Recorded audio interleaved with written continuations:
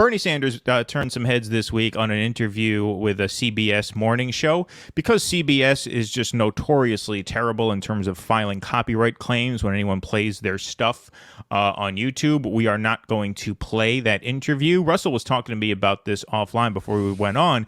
He asked me, and it's a good point. He says, is that why none of these like left-wing indie YouTubers mock the Stephen Colbert show? Because Colbert has become just an insufferable shit lib now. He's just he is the epitome of the self-important smug liberal comic who thinks he's funny but not. And there is a wealth of material there, but whenever you cover him, they put a copyright claim on the video, and sometimes that limits the circulation, so it's just not worth it. But anyway, for that reason, we're not going to play this clip. Instead, I'm just going to read briefly from an article in The Hill, which says here, Sanders leaves door open to 2024 White House run. Senator Bernie Sanders on Monday. I do a good Bernie, so when we get to that, I'll just do it. It'll be just like watching the interview. There you go. Senator Bernie Sanders on Monday said he hadn't yet decided whether he will make another bid for the White House. Can you read that, Russell? That's a big, I haven't made that decision. That's right. Exactly. Oh, man. The people who stumbled onto this program for our anti-Israel show are really going to love that impression. They're going to get a kick out of this channel. Let me tell you that I don't think we've ever done a video about Israel. That brought out all the kooks. Oh, wow. Oh, yeah. That brought out all the psychos. Yeah, but it got a big reaction, though. A lot of people had Keaton's not really Jewish. No, they say you're not Jewish. You're a self-hating Jew or whatever. There's you get it from both sides. You get it from the Zionists. You get it from the people who just hate Muslims. You get it, it's right, like exactly. Everybody. Every bigotry that people could possibly have. That brought out everything. So the host then asked about Bernie's age. They say, you're 81, Biden is 79. We don't know if Biden is running again. He says he is, but when addressing the question about his age, Bernie Sanders said, there, Russell, start it. Look, this is what I think. Look, this is what I think. You can't categorize everybody. You're different than everybody. We're all different. We've got to look at the individual. But what I think we do, guys, is we look back at race, at gender, at age. We look too much. What does somebody stand for? What are their views? Do you agree with them? There you go. All right. Back off the mic a little bit. Coming in very, very hot there. I know it's so does Bernie. Oh, that was part of the impression. That's part of the impression. Okay. Bernie's I forgive hot you. on the mic. Sorry about that. So look, there you have it. He's leaving open the door for it's too bad we can't play the clip, because when he started saying, essentially, I don't really give a fuck if you have a black lesbian gender fluid person as press secretary, what are their views? That really broke up the meeting. Like if you look at what their faces were like, they were like, hang on, a policy-based approach to politics? What is this politics of which you speak? He gets a lot of that shit. He gets a lot of shit for not putting enough emphasis, supposedly, on I got representation. Kamala fucking Harris. What good is that? Point taken. James fucking Clyburn. They are as useless as the asshole right here. What are they doing for you? Cornel West said it. Black faces in high places. And that certainly does not apply only to that. We were talking about that in our Israel video. Debbie Wasserman Schultz, Jerry Nadler. What good are these people? They pimp out their identity to get away with enriching private prisons. Yep. No, absolutely. Absolutely. And so, he does get a little bit of shit for that, and he opened the door to that, obviously, here. But that's honestly good for not him. Very... Good for him. I think last time he said something like that, they went after him. I think it was right after the 2016 election. He was doing some kind of thing, and I think specifically the example of a Latina came up, and he said, "Yes, that's good, but what are our views? What are our policies?" And they predictably went after him for that. This is the first time I've seen him get into that territory since then. Yeah, and look, I mean, he's getting into that honestly because he does want to keep the Because door he's close to open for a death. run.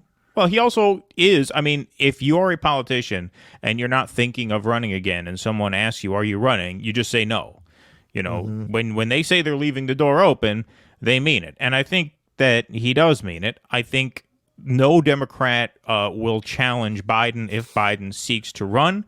What certain Democrats might try to do, there was a report that Gavin Newsom was gearing up to just try and push his way in anyway as a way of pushing Biden Right. out. We will see if Right. that happens or not. Right. We don't know how credible that report is. That's why we didn't do a segment on it, but I did hear that. And so, look, when it comes to Bernie running in 2024, I have to say I do agree with many of the comments that we've gotten on here, and it's kind of, I mean, it is an encouraging sign as well as a depressing sign that so many people are just not into it. But how could they be? Why would know, they be? Why would they be? What people who are excited about a Bernie burn me, but we're gonna have to update the saying. Burn me twice, shame on me. Burn me 3 times, you know. Yeah, Shame on you, shame on me. Yeah, Me, look, whatever. I did that. That was very George Bush of me. Yeah, right. Yeah, that's right. You can't get or burned Joe again. Biden. You know the thing. Right. You know the thing, and you can't get burned again. Right. Exactly. But what people who are that's sort it. of We're gonna make T-shirts. Won't get burned again if he runs again. and that's not bad. That's pretty good. You know what people who are excited about a 2024 run, I think, are missing is that if you didn't come away from 2020 thinking there's no way that the Democrats will ever let this guy get the nomination, then I don't know what could convince you of that. See, going into the 2020 campaign, I was a little naive because I thought in 2016, and this was, when I was a much younger person, just much more naive person, I thought that they rigged it for Hillary because they really wanted Hillary to win. Like, she seemed like the anointed candidate. I thought it was more a pro-Hillary bias than an anti-Bernie bias. That's what I thought. And I never thought that. Well, the reason I did is because no credible candidate mounted a serious challenge to her. So I figured, okay, they have this worked out that she's a nominee in advance, and anybody who gets in her way is just going to have to be neutralized. They obviously had a few stooges run against her, sort of like, pretend to run against her so it didn't look like she was the only one in the race. Like Jim professional Webb. wrestling. Right. Jim Webb, Lincoln Chafee, Maloney. What the hell was the guy's name? I think it was Malone, some 3-syllable name, the guy from Maryland. I forget what the fuck his name was. Dweeby-looking guy. In 2020, it became apparent that no, this was actually as much an anti-Sanders bias as it was a bias in Martin O'Malley. Thank you, Cool Blue 71. O'Malley, I said Maloney. Thank you. O'Malley, thank you very much. This was as much an anti-Sanders bias as it was anything else. And there are a lot of people who were very tough critics of the 2020 campaign, saying he didn't push back against impeachment hard enough. He didn't push back against Russiagate hard enough. He sort of tried to, play nice with the DNC rather than really go after them the way a true insurgent would, the way he did, at least to a slightly greater extent in 2016. And for those who are new to this channel, I have made this point before, but since we've got some new subs in here, I guess I'll go through this again. Because the Bernie to Trump voters in 2016 had now already branded themselves Trump voters, right? They were no longer available to Bernie Sanders in that 2020 primary, right? So he didn't have the same sort of rogue appeal, the same sort of populist appeal to independents and even people who might go to Trump, because the people who went from Bernie to Trump in 2016, they were supporting Trump now. They were Trumpers now. So he had to recruit voters from inside the Democratic Party, which means there were certain places he could not go. There were certain things he could not say. He could not challenge Russiagate. He couldn't challenge any sort of impeachment narrative. He just couldn't go there because that would have been you know what he could have challenged? Joe Biden. And he could have. And that's what I fault him for. He didn't challenge the person he was running against. It wouldn't have mattered. My friend Joe Biden. I'm convinced it wouldn't have mattered anyway. Probably not, but without doing that, he needed to try to disqualify Biden, and he didn't have the stones to do that. Yes, it very well might have failed. You could even say it probably would have failed, but that was the only shot he had, and he didn't have the stones for it. Well, listen, I think Joe Biden did plenty to disqualify himself through that campaign. He made an absolute fool of himself. Sure he did. Multiple times on the debate stage and town halls. Bernie refused to take advantage of it. But here's why I say that would not have mattered. The first blog post I ever wrote, and I just created a website for this project because I thought we should have a website, so I wrote this little piece called Joe Biden and the Insufferable Weakness of Democratic Voters, because I knew all along they were the real problem here, and I still feel that way 10 times stronger now even than I did then. So yes, Bernie, you could say he was too soft on Joe Biden. Ultimately, they voted for this guy anyway, despite making a complete ass of himself at every opportunity, despite failing miserably in the early states. So for all the mistakes that the Sanders campaign made, both on a macro level in terms of not playing hardball enough, on micro level, there were certain, strategic mishaps that they made. I would love to know whose idea it was to put him on 60 Minutes right after the Nevada caucus win. Why would you set yourself up for a hit job interview when you have all the momentum going into South Carolina? He was considered pretty much the prohibitive frontrunner after Nevada. And they took all that momentum and they handed it over to the mainstream media and said, here, please sandbag us with this bullshit, Fidel Castro Cuba question so that the media can talk about that all week instead of how we kicked ass at the Nevada caucus with a diverse coalition. So yes, there were many, many things that they did wrong. But despite all that, the fact of the matter is they won the first 3 states and they were in Now we're never getting Brianna on the show. It was her idea. Well, that's the thing. I don't know. That's why I want to know whose idea was. I'm kidding. Right. No, I'm just saying I would love to actually ask somebody who knows that, because that person is a fucking moron who thought it was a good idea to put him on 60 Minutes at that time. So anyway, despite all of these mistakes, the fact of the matter is he won the first 3 contests and he was in a phenomenally good position to clinch the nomination on Super Tuesday. After the Nevada caucus, right? After then, he was leading in almost every Super Tuesday state, even states that we don't really see much polling in, like Tennessee, he was Arkansas, even polling even with Biden in South Carolina. Even in South Carolina, right? But I'm talking about, okay, then you had, the aforementioned James Clyburn came and endorsed Biden for South Carolina, and that steered South Carolina, right? But even after that, he still went into Super Tuesday with huge polling leads in almost every single state, which means despite all of the mishaps and all of the mistakes and all the errors in judgment and errors in strategy, he still went into Super Tuesday in a phenomenally good position to win. If you were a campaign manager, you could not have asked for a better outlook going into Super Tuesday, despite all the negatives, right?